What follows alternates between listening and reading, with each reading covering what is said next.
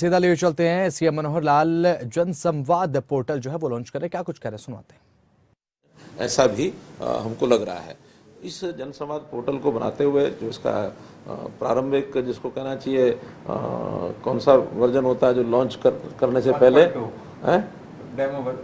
Demo जो उसका version है उसको हमने चालू किया है।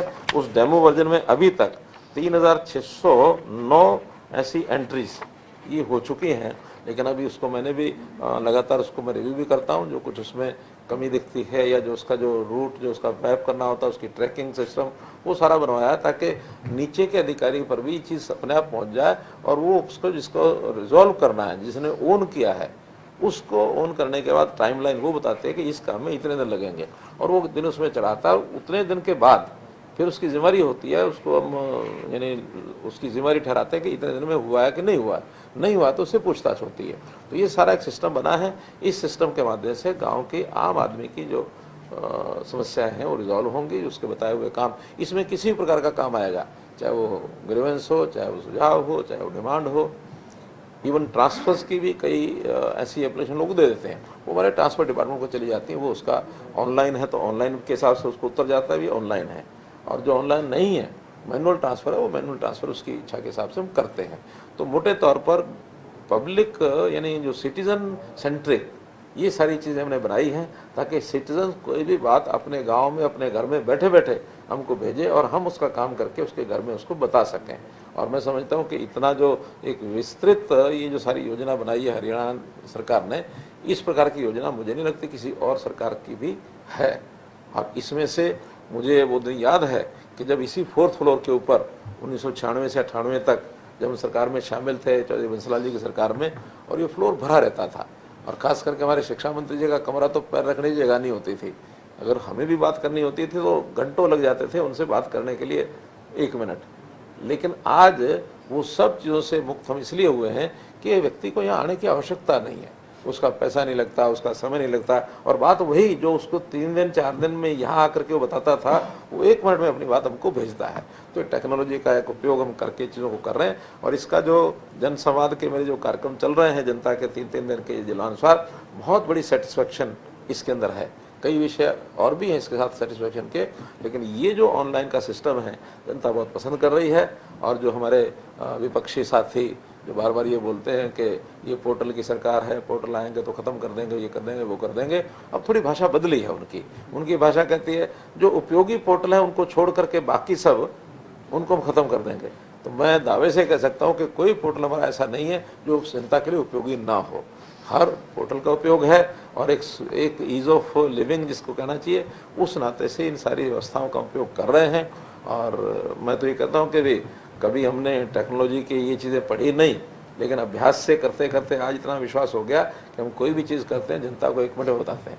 मैं हर शनिवार शाम को 5 बजे जनता के किसी एक वर्ग से, और उनकी संख्या 10 से 15 हज़ार होती है, ज़्यादा नहीं होती है, उन सब से सीधा ऑडियो कॉन्फ्रेंस करता हूँ, उन सब से अपनी बात करता हूँ। होता है एक ही वर्ग है, एक ही सेक्शन है, उससे बात करके और उसमें से 25, 20, 15, 25 इतने लोगों से व्यक्तिगत बात भी करता हूँ। और उसमें से फील्ड में क्या कुछ चल रहा है सीधी बात हमको जानकारी आती है। और कई बार तो बैठे बैठे जो समस्या होती है उसका जो हल हमको सूझता है मैं तुरंत बताता हूँ इसका ये हल है, इस हल को ऐसे करिए। जो अधिकारी होते हैं वो सब सुन रहे होते हैं उसको, संबंधित विभाग के अधिकारी, सभी डिप्टी कमिश्नर्स, सभी विधायक और सभी हमारे पार्टियों के जो कार्यकर्ता हैं उनको भी हम जोड़ के रखते हैं। केवल उन्होंने सुनना होता है, लेकिन जो जनता है जिसको संपर्क करना वो केवल 2 वे होते हैं, बाकी सब 1 वे होते हैं। तो इस प्रकार का एक कार्यक्रम आज लॉन्च किया है। इस अवसर पर मैं विभाग के सभी अधिकारी जो हैं हमारे उन सबको बहुत बहुत बधाई देता हूँ इस बात की कि एक अच्छा कार्यक्रम शुरू किया। इसमें बाकी भी अगली जो हमारी फील्ड से ऐसे आएंगे कागज़ वो सब, और सीएम ऑफिस में या सीएम निवास पर और भी जो लोग आते हैं उनको भी सबको इसमें हम लोड करें। मैसेज आएगा, कंप्लेंट के बाद मैसेज आएगा कि आपकी जो कागज़ है इस जगह पर पहुंचा है, और उसमें एक टाइम निश्चित करेंगे कि लोड होने से लेकर के और संबंधित अधिकारी जिसने उसको एग्जीक्यूट करना है उस समय का निश्चित समय हम करेंगे कि इतने समय में वो पहुंचना चाहिए। अब उसके लिए कोई विचार किया होगा ना 3 दिन 5 दिन पीछा वो हम डिक्लेयर करेंगे और सबको बताएंगे, ताकि क्योंकि ये तो सब ऑनलाइन है, फटाफट वहाँ पहुँचे। वहाँ पहुँचने के बाद फिर वो अधिकारी जिसने एग्जीक्यूट करना वो उसका टाइम डालेगा। कुछ सर्विसेज ऐसी हैं लगभग 600 सर्विसेज जो राइट टू सर्विस में आती हैं, तो राइट टू सर्विस में उसको लिखने की जरूरत नहीं है, वो तो ऑटोमेटिकली राइट टू सर्विस में उस हिसाब से काम करेगा। नहीं तो फिर फर्स्ट अपेलेंट, फिर सेकंड यानी अपेलेंट, और उसके बाद फिर कमीशन, वो तो उधर चला जाए। जिनकी राइट टू सर्विस में उल्लेख नहीं है, उसका उल्लेख वो करेगा। कोई भी कंप्लेंट है तो ये 3 दिन में रिजॉल्व होगी, 4 दिन में होगी, 10 दिन में होगी, महीने में होगी, वो उसको लिखेगा और उसके बाद उसकी जिम्मेदारी वहीं से शुरू हो जाएगी। अब दूसरा विषय वो है आज की कैबिनेट मीटिंग। तो मित्रों, आज की कैबिनेट मीटिंग में एजेंडा के 22 विषय थे, और उस 22 विषय में जो सबसे महत्वपूर्ण था वो हर वर्ष की भांति वो रहता है एक्साइज पॉलिसी। तो एक्साइज पॉलिसी हर साल बनती है।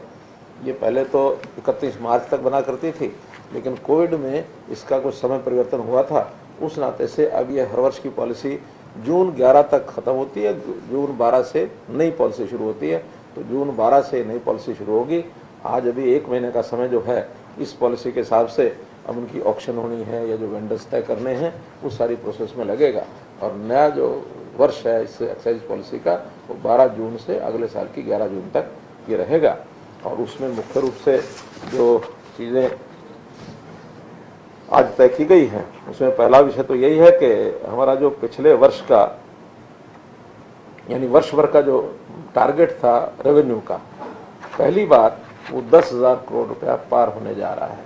क्योंकि अभी उसमें 1 महीना बाकी है, तो उस 1 महीने का जो एवरेज के हिसाब से 10,000 करोड़ रुपए से लगभग 10,500 करोड़ रुपए पहुंच जाएगा। और पहली बार ये 10,000 करोड़ से ऊपर होगा।